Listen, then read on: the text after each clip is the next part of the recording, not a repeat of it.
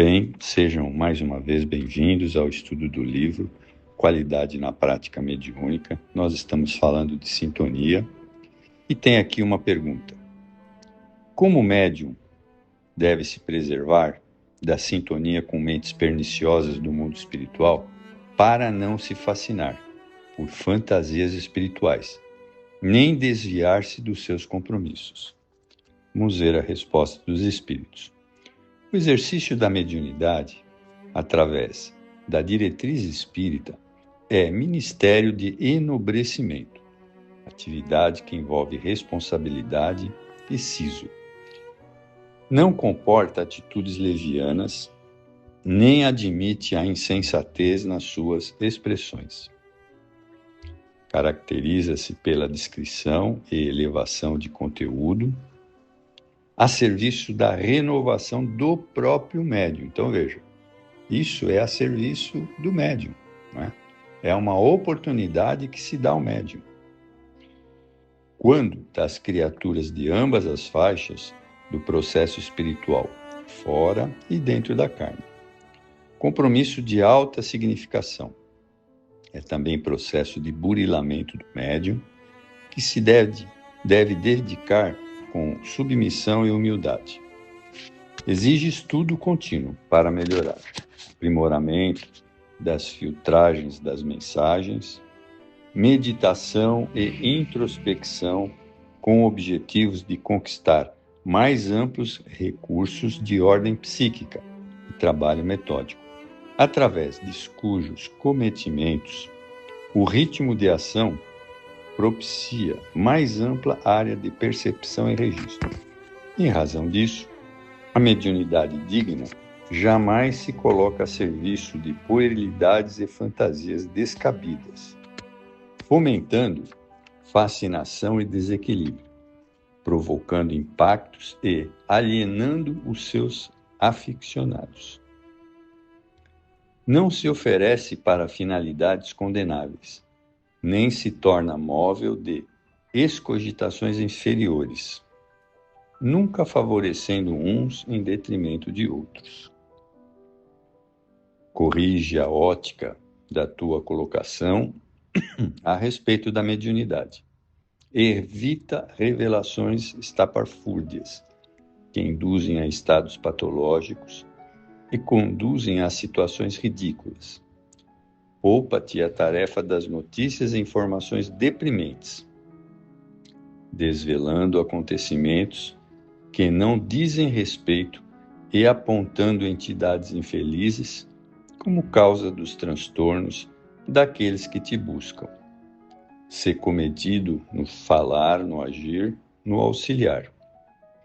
Reconhece a própria incipiência e dependência que te constituem realidade evolutiva, sem procurar parecer missionário, que não és, tampouco privilegiado, que sabe estar longe dessa injusta condição em relação aos teus irmãos.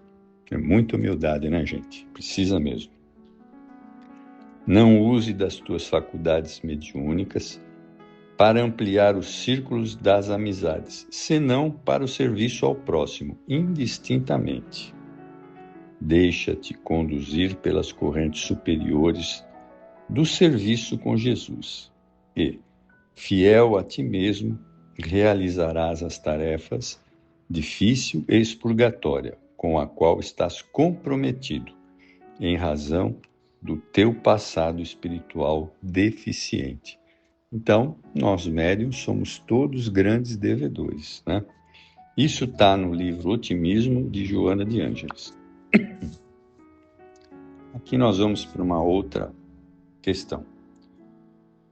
Qual é a influência exercida pelo padrão vibratório do médium em sua sintonia com mentores para uma comunicação mediúnica portadora de filtragens ideal? Resposta. Porque se interpenetram os mundos corporal e espiritual, estudando o fenômeno mediúnico, não podemos desconsiderar sintonia perfeita, que é fator preponderante para o intercâmbio espiritual.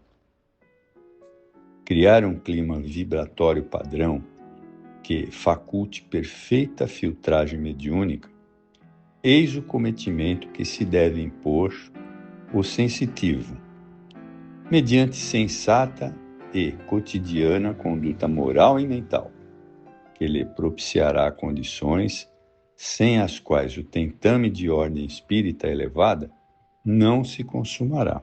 Então, é o nosso dia a dia, né? Sendo a mente uma estação transceptora em ação constante, em torno dela vibram outras mentes, transmitindo e recebendo, sem solução de continuidade, de tal modo que, ao serem conseguidas as afinidades de onda, consciente ou inconscientemente, produzem-se os fenômenos psíquicos. Neste capítulo, somente ocorrem os fenômenos mediúnicos quando os centros receptores são localizados pelos centros emissores, encarnados ou desencarnados. Equivale dizer que o padrão vibratório que o médium alcance é de relevante importância no intercâmbio espiritual. Então, é uma questão de sintonia sempre, né? Conveniente, portanto, que nos predisponhamos para conseguir o tônus vibratório de natureza ideal, a fim de ascendermos na direção das emissões mais sutis, conectando com as esferas mais altas da vida, como descer sem abandonar a faixa de equilíbrio para sintonizar com as mentes atormentadas de esferas mais densas, nas quais as ondas estão sobrecarregadas de estática, produzida pelas íntimas distonias de ordem moral e espiritual dos comunicantes. Com este trabalho de conscientização de deveres e realizações, lograremos desincumbir-nos da tarefa socorrista aos irmãos sofredores, sem que conservemos os resíduos que constituem cargas deletérias nas engrenagens sutis do mecanismo mediúnico. Habitualmente, por processo de sintonia direta ou inconsciente, são absorvidos tóxicos que se incorporam ao metabolismo orgânico e psíquico e produzem diversas distonias emocionais e até algumas enfermidades orgânicas. Criemos condições interiores capazes de dar uma média de equivalência vibratória, padrão para que o nosso labor, sob controle do Cristo, possa oscilar na faixa de registro, elevando-a ou descendo-a com segurança, sem riscos das perturbações que decorrem do irregular exercício da mediunidade. Isso está no livro Intercâmbio Mediúnico, de João Cleófas, psicografia do Divaldo. Aí vem uma outra questão. Como orientar o médium de transe consciente na questão da sintonia? Na problemática da mediunidade, a questão de relevância não se prende à lucidez pela consciência ou ao sono pela inconsciência para o fenômeno ser autêntico. Antes, a sintonia que resulta dos processos de vinculação mental no sensitivo com as ideias e interesses que melhor lhe aprouverem. De pouca monta a celeuma, como a desconfiança em torno das manifestações por psicofonia e por psicografia sob o controle consciente do médium. A relevância está no comportamento moral do médium, né? Do que resultará o conteúdo da mensagem. Portanto, de acordo com as construções mentais e o clima psíquico de cada um, serão atraídos os espíritos que se afinam por semelhança e necessidade emocional. Sem dúvida, o escrúpulo deve sempre nortear o indivíduo em todos os labores a que se afervore. Todavia, convém não se desconsiderar que o excesso de cautela é tão pernicioso quanto a sua falta. Não te excuses de produzir mediunicamente, porque se te assomam conflitos, quanto ao estágio na consciência em que for enquanto te encontras, né? Ou seja, a gente tem que dar o melhor de cada um de nós, né? Mesmo a gente, às vezes, cometendo alguns deslizes no dia a dia da nossa vida. Ninguém é perfeito ainda, né? Procura desincumbir-te do ministério, arrimado às santas intenções e estruturado nos postulados do conhecimento doutrinário, com cujos valores não tropeçarás. De forma alguma cultives receios improcedentes, tais como os fantasmas do animismo e da mistificação.